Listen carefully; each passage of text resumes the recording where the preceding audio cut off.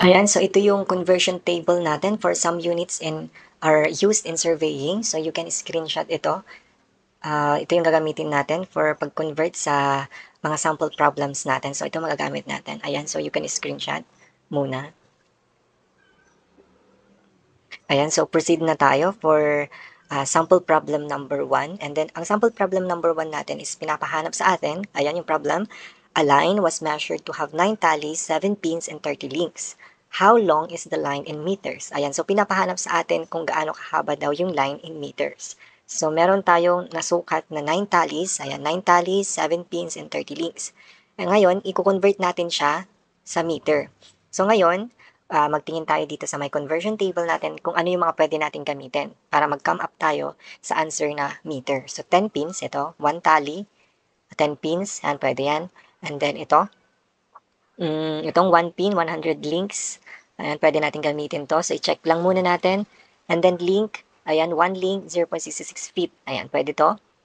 And then, itong feet, merong conversion to feet to meter. Ayan, so, ilista lang muna natin dito sa may gilid. Yung 1 tally, ayan, 1 tally ay equivalent siya sa 10 10 pins. And then next, 1 pin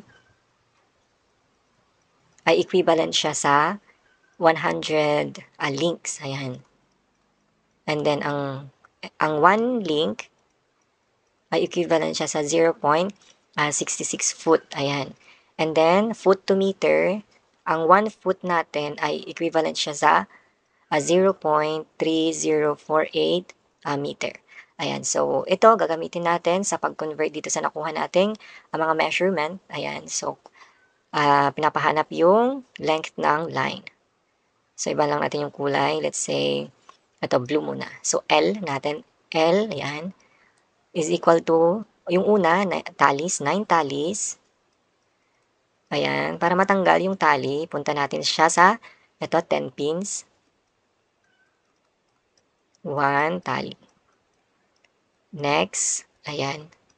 So, dito, ayan, dire-diretso lang. So, 1 pin, para makancel-cancel lang siya. And then, itong link, ayan, pwede natin into feet, 0.r foot, 0.66 foot.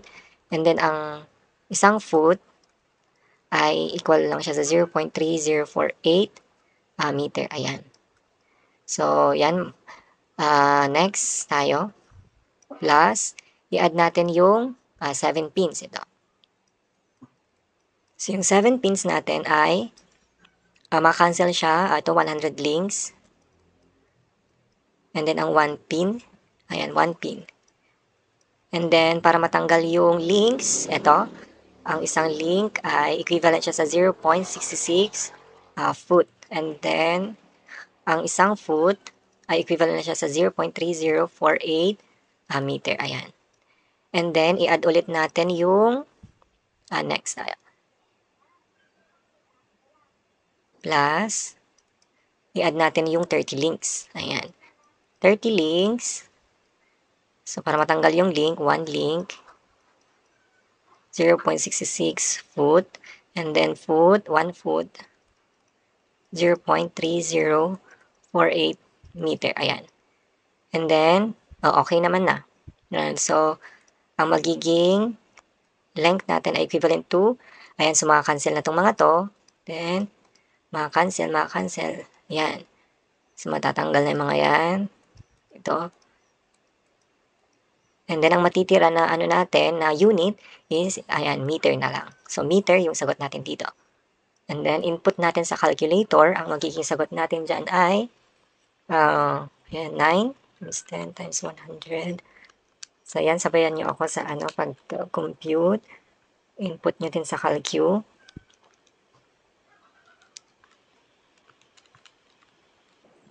Plus, add natin yung 30 links times 0.6 times 0.3048. Ayan, so ilan nakuha natin? 1,957.3646 or 365 na lang. So, ang length natin is, dito lang, 1,957.3646 365 na lang. Ayan. So, yan yung sagot natin for sample problem